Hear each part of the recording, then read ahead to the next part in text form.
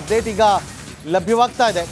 ದೂರುದಾರರು ಕೆಲವು ದಾಖಲೆಗಳನ್ನು ಕೋರ್ಟ್ಗೆ ಕೊಡದೆ ಅದನ್ನು ಮರೆಮಾಚಿದ್ದಾರೆ. ಎಫ್ಐಆರ್ ದಾಖಲಾದ ದಿನವೇ ಅರ್ಜಿ ಹಾಕಿರೋದು ಕೋರ್ಟ್ಗೆ ಗೊತ್ತಿಲ್ಲ.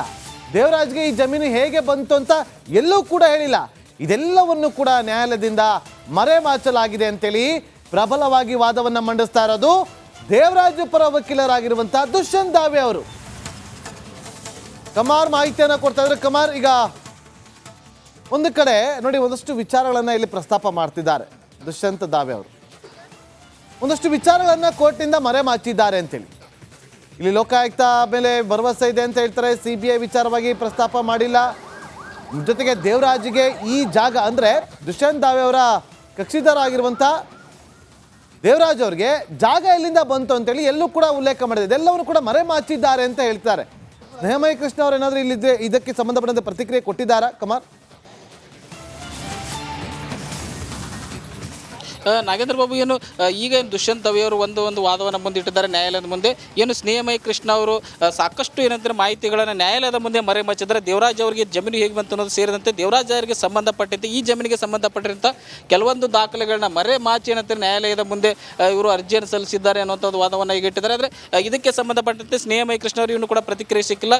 ಏನು ಕೋರ್ಟ್ ಹಾಲ್ನಲ್ಲಿ ಇನ್ನೂ ಕೂಡ ವಿಚಾರಣೆ ನಡೀತಾ ಇದೆ. ಈಗಾಗಲೇ ಸ್ನೇಹಮಯಿ ಕೃಷ್ಣ ಅವರು ಇನ್ನೂ ಕೂಡ ವಿಚಾರಣೆಯಲ್ಲಿ ಹಾಜರಿದ್ದಾರೆ. ಅವರು ಕೂಡ ಖುದ್ದು ಕೋರ್ಟ್ ಹಾಲ್ನಲ್ಲಿ ಹಾಜರಿರೋದ್ರ ಇದಕ್ಕೆ ಸಂಬಂಧಪಟ್ಟಂತೆ ಈಗ ಸ್ನೇಹಮಯಿ ಕೃಷ್ಣ ಅವರು ಯಾವ ರೀತಿ ಪ್ರತಿಕ್ರಿಯೆ ನೀಡ್ತಾರೆ ಅನ್ನೋದಕ್ಕೆ ಕುತೂಹಲ ಇದೆ. ಯಾಕಂದರೆ ಸ್ನೇಹಮಯಿ ಕೃಷ್ಣ ಅವರ ಎಲ್ಲ ದಾಖಲೆಗಳು ನೀಡಿದ್ದೀನಿ, ಯಾವುದೇ ರೀತಿ ಒಂದು ದಾಖಲೆ ಮರೆಮಾಚಿರಲ್ಲ ಅಂತ ಹೇಳಿ ಬರ್ತದೆ. ನಾನು ನೀಡಿರುವಂಥ ದಾಖಲೆ ಸಾಕಷ್ಟು ಸ್ಟ್ರಾಂಗ್ ಆಗಿವೆ.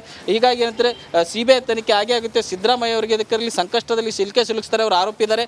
ಅವರಿಗೆ ಇದರಲ್ಲಿ ಭಾಗಿಯಾಗಿರುತ್ತೆ ಯಾರೇ ಇದ್ರು ಕೂಡ ಎಲ್ಲರಿಗೂ ಕೂಡ ಏನಂತಾರೆ ಶಿಕ್ಷೆ ಆಗುತ್ತೆ ಅನ್ನೋಂಥ ಒಂದು ಪ್ರಬಲವಾದ ಮಾತುಗಳು ಹೇಳ್ತಾ ಇದ್ರು. ಆದರೆ ಈಗ ದುಷ್ಯಂತ್ ದಾವೆ ಅವರು ಹೇಳ್ತಾ ಇರೋದೇನಂತಂದರೆ ಕೆಲವೊಂದು ಮಾಹಿತಿಗಳನ್ನು ಮತ್ತು ದಾಖಲೆಗಳನ್ನು ಸ್ನೇಹಮಯಿ ಕೃಷ್ಣ ಅವರು ಮರೆಮಾಚಿ ನ್ಯಾಯಾಲಯಕ್ಕೆ ಈಗ ಹೋಗಿದ್ದಾರೆ ಅನ್ನೋಂಥ ಮಾತುಗಳು ಹೇಳ್ತಾ ಇದ್ದು ಅದು ಈಗ ಯಾವ ರೀತಿ ಒಂದು ತಿರುವು ಪಡೆದುಕೊಳ್ಳುತ್ತೆ ಅನ್ನೋದೀಗ ಕುತೂಹಲ ಮೂಡ್ತಾ ಇದೆ. ನಾಗೇಂದ್ರ ಬಾಬು, ಹಾಗೆ ಸಂಪರ್ಕದಲ್ಲಿ ಕಮಾರ್, ಮತ್ತೊಂದು ಅಪ್ಡೇಟ್ ಈಗ ಲಭ್ಯವಾಗ್ತಾ ಇದೆ. ದೂರುದಾರರು ಕೆಲವು ದಾಖಲೆಗಳನ್ನು ಕೋರ್ಟ್ಗೆ ಕೊಡದೆ ಅದನ್ನು ಮರೆಮಾಚಿದ್ದಾರೆ. FIR ದಾಖಲಾದ ದಿನವೇ ಅರ್ಜಿ ಹಾಕಿರೋದು ಕೋರ್ಟ್ಗೆ ಗೊತ್ತಿಲ್ಲ. ದೇವರಾಜ್ಗೆ ಈ ಜಮೀನು ಹೇಗೆ ಬಂತು ಅಂತ ಎಲ್ಲೂ ಕೂಡ ಹೇಳಿಲ್ಲ. ಇದೆಲ್ಲವನ್ನು ಕೂಡ ನ್ಯಾಯಾಲಯದಿಂದ ಮರೆಮಾಚಲಾಗಿದೆ ಅಂತೇಳಿ ಪ್ರಬಲವಾಗಿ ವಾದವನ್ನು ಮಂಡಿಸ್ತಾ ಇರೋದು ದೇವರಾಜ್ ಪರ ವಕೀಲರಾಗಿರುವಂತಹ ದುಷ್ಯಂತ್ ದಾವೆ ಅವರು. ಕಮಾರ್ ಮಾಹಿತಿಯನ್ನು ಕೊಡ್ತಾ ಇದ್ದಾರೆ. ಕಮಾರ್, ಈಗ ಒಂದು ಕಡೆ ನೋಡಿ, ಒಂದಷ್ಟು ವಿಚಾರಗಳನ್ನು ಇಲ್ಲಿ ಪ್ರಸ್ತಾಪ ಮಾಡ್ತಿದ್ದಾರೆ ದುಷ್ಯಂತ್ ದಾವೆ ಅವರು. ಒಂದಷ್ಟು ವಿಚಾರಗಳನ್ನು ಕೋರ್ಟ್ನಿಂದ ಮರೆಮಾಚಿದ್ದಾರೆ ಅಂತೇಳಿ ಇಲ್ಲಿ ಲೋಕಾಯುಕ್ತ ಮೇಲೆ ಭರವಸೆ ಇದೆ ಅಂತ ಹೇಳ್ತಾರೆ. CBI ವಿಚಾರವಾಗಿ ಪ್ರಸ್ತಾಪ ಮಾಡಿಲ್ಲ.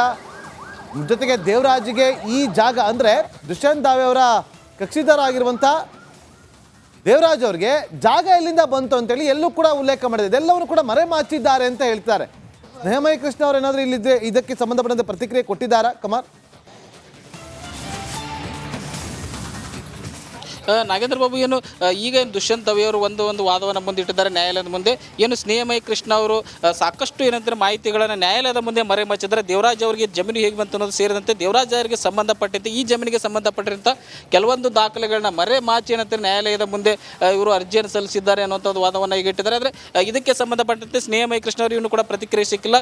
ಏನು ಕೋರ್ಟ್ ಹಾಲ್ನಲ್ಲಿ ಇನ್ನೂ ಕೂಡ ವಿಚಾರಣೆ ನಡೀತಾ ಇದೆ. ಈಗಾಗಲೇ ಸ್ನೇಹಮಯಿ ಕೃಷ್ಣ ಅವರು ಇನ್ನೂ ಕೂಡ ವಿಚಾರಣೆಯಲ್ಲಿ ಹಾಜರಿದ್ದಾರೆ. ಅವರು ಕೂಡ ಖುದ್ದು ಕೋರ್ಟ್ ಹಾಲ್ನಲ್ಲಿ ಹಾಜರಿರೋದ್ರ ಇದಕ್ಕೆ ಸಂಬಂಧಪಟ್ಟಂತೆ ಈಗ ಸ್ನೇಹಮಯಿ ಕೃಷ್ಣ ಅವರು ಯಾವ ರೀತಿ ಪ್ರತಿಕ್ರಿಯೆ ನೀಡ್ತಾರೆ ಅನ್ನೋದಕ್ಕೆ ಕುತೂಹಲ ಇದೆ. ಯಾಕಂದರೆ ಸ್ನೇಹಮಯಿ ಕೃಷ್ಣ ಅವರ ಎಲ್ಲ ದಾಖಲೆಗಳು ನೀಡಿದ್ದೀನಿ, ಯಾವುದೇ ರೀತಿ ಒಂದು ದಾಖಲೆ ಮರೆಮಾಚಿರಲ್ಲ ಅಂತ ಹೇಳಿ ಬರ್ತದೆ. ನಾನು ನೀಡಿರುವಂಥ ದಾಖಲೆ ಸಾಕಷ್ಟು ಸ್ಟ್ರಾಂಗ್ ಆಗಿವೆ.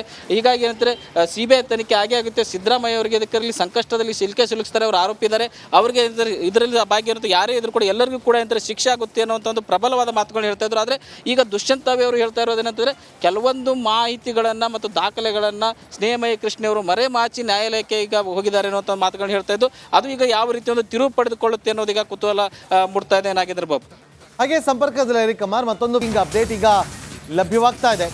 ದೂರುದಾರರು ಕೆಲವು ದಾಖಲೆಗಳನ್ನು ಕೋರ್ಟ್ಗೆ ಕೊಡದೆ ಅದನ್ನು ಮರೆಮಾಚಿದ್ದಾರೆ. FIR ದಾಖಲಾದ ದಿನವೇ ಅರ್ಜಿ ಹಾಕಿರೋದು ಕೋರ್ಟ್ಗೆ ಗೊತ್ತಿಲ್ಲ. ದೇವರಾಜ್ಗೆ ಈ ಜಮೀನು ಹೇಗೆ ಬಂತು ಅಂತ ಎಲ್ಲೂ ಕೂಡ ಹೇಳಿಲ್ಲ. ಇದೆಲ್ಲವನ್ನು ಕೂಡ ನ್ಯಾಯಾಲಯದಿಂದ ಮರೆಮಾಚಲಾಗಿದೆ ಅಂತೇಳಿ ಪ್ರಬಲವಾಗಿ ವಾದವನ್ನು ಮಂಡಿಸ್ತಾ ಇರೋದು ದೇವರಾಜ್ ಪರ ವಕೀಲರಾಗಿರುವಂತಹ ದುಷ್ಯಂತ್ ದಾವೆ ಅವರು. ಕಮಾರ್ ಮಾಹಿತಿಯನ್ನು ಕೊಡ್ತಾ ಇದ್ದಾರೆ. ಕಮಾರ್, ಈಗ ಒಂದು ಕಡೆ ನೋಡಿ, ಒಂದಷ್ಟು ವಿಚಾರಗಳನ್ನು ಇಲ್ಲಿ ಪ್ರಸ್ತಾಪ ಮಾಡ್ತಿದ್ದಾರೆ ದುಷ್ಯಂತ್ ದಾವೆ ಅವರು.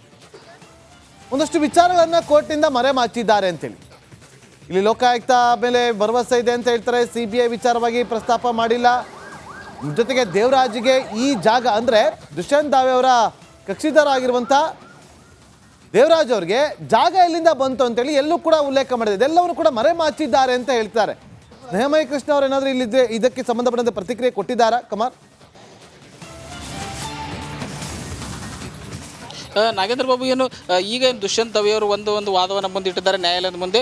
ಏನು ಸ್ನೇಹಮಯಿ ಕೃಷ್ಣ ಅವರು ಸಾಕಷ್ಟು ಏನಂತಾರೆ ಮಾಹಿತಿಗಳನ್ನು ನ್ಯಾಯಾಲಯದ ಮುಂದೆ ಮರೆಮಾಚಿದ್ದಾರೆ. ದೇವರಾಜ್ ಅವರಿಗೆ ಜಮೀನು ಹೇಗೆ ಬಂತು ಅನ್ನೋದು ಸೇರಿದಂತೆ ದೇವರಾಜ್ ಅವರಿಗೆ ಸಂಬಂಧಪಟ್ಟಂತೆ ಈ ಜಮೀನಿಗೆ ಸಂಬಂಧಪಟ್ಟಿರಂಥ ಕೆಲವೊಂದು ದಾಖಲೆಗಳನ್ನ ಮರೆಮಾಚಿ ಏನಂತಾರೆ ನ್ಯಾಯಾಲಯದ ಮುಂದೆ ಇವರು ಅರ್ಜಿಯನ್ನು ಸಲ್ಲಿಸಿದ್ದಾರೆ ಅನ್ನೋಂಥದ್ದು ವಾದವನ್ನು ಈಗ ಇಟ್ಟಿದ್ದಾರೆ. ಆದರೆ ಇದಕ್ಕೆ ಸಂಬಂಧಪಟ್ಟಂತೆ ಸ್ನೇಹಮಯಿ ಕೃಷ್ಣ ಅವರು ಇನ್ನೂ ಕೂಡ ಪ್ರತಿಕ್ರಿಯೆ ಸಿಕ್ಕಿಲ್ಲ.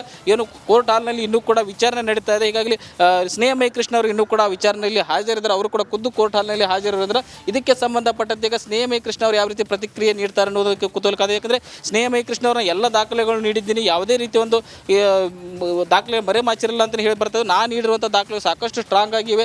ಹೀಗಾಗಿ ಏನಂದರೆ CBI ತನಿಖೆ ಆಗೇ ಆಗುತ್ತೆ. ಸಿದ್ದರಾಮಯ್ಯ ಅವರಿಗೆ ಇದರಲ್ಲಿ ಸಂಕಷ್ಟದಲ್ಲಿ ಸಿಲುಕಿಸ್ತಾರೆ, ಅವರು ಆರೋಪಿ ಇದ್ದಾರೆ. ಅವರಿಗೆ ಇದರಲ್ಲಿ ಭಾಗ್ಯ ಇರುತ್ತೆ, ಯಾರೇ ಇದ್ರು ಕೂಡ ಎಲ್ಲರಿಗೂ ಕೂಡ ಏನಂತಾರೆ ಶಿಕ್ಷೆ ಆಗುತ್ತೆ ಅನ್ನೋಂಥ ಒಂದು ಪ್ರಬಲವಾದ ಮಾತುಗಳು ಹೇಳ್ತಾ ಇದ್ರು. ಆದರೆ ಈಗ ದುಷ್ಯಂತ್ ದಾವೆ ಅವರು ಹೇಳ್ತಾ ಇರೋದೇನಂತಂದರೆ ಕೆಲವೊಂದು ಮಾಹಿತಿಗಳನ್ನು ಮತ್ತು ದಾಖಲೆಗಳನ್ನು ಸ್ನೇಹಮಯಿ ಕೃಷ್ಣ ಅವರು ಮರೆಮಾಚಿ ನ್ಯಾಯಾಲಯಕ್ಕೆ ಈಗ ಹೋಗಿದ್ದಾರೆ ಅನ್ನೋಂಥ ಮಾತುಗಳನ್ನು ಹೇಳ್ತಾ ಇದ್ದು ಅದು ಈಗ ಯಾವ ರೀತಿ ಒಂದು ತಿರುವು ಪಡೆದುಕೊಳ್ಳುತ್ತೆ ಅನ್ನೋದು ಈಗ ಕುತೂಹಲ ಮೂಡ್ತಾ ಇದೆ ನಾಗೇಂದ್ರ ಬಾಬು. ಹಾಗೆ ಸಂಪರ್ಕದಲ್ಲಿ ಕುಮಾರ್ ಮತ್ತೊಂದು ಅಪ್ಡೇಟ್ ಈಗ ಲಭ್ಯವಾಗ್ತಾ ಇದೆ. ದೂರುದಾರರು ಕೆಲವು ದಾಖಲೆಗಳನ್ನ ಕೋರ್ಟ್ಗೆ ಕೊಡದೆ ಅದನ್ನು ಮರೆಮಾಚಿದ್ದಾರೆ. FIR ದಾಖಲಾದ ದಿನವೇ ಅರ್ಜಿ ಹಾಕಿರೋದು ಕೋರ್ಟ್ಗೆ ಗೊತ್ತಿಲ್ಲ. ದೇವರಾಜ್ಗೆ ಈ ಜಮೀನು ಹೇಗೆ ಬಂತು ಅಂತ ಎಲ್ಲೂ ಕೂಡ ಹೇಳಿಲ್ಲ. ಇದೆಲ್ಲವನ್ನು ಕೂಡ ನ್ಯಾಯಾಲಯದಿಂದ ಮರೆಮಾಚಲಾಗಿದೆ ಅಂತೇಳಿ ಪ್ರಬಲವಾಗಿ ವಾದವನ್ನು ಮಂಡಿಸ್ತಾ ಇರೋದು ದೇವರಾಜ್ ಪರ ವಕೀಲರಾಗಿರುವಂತಹ ದುಷ್ಯಂತ್ ದಾವೆ ಅವರು.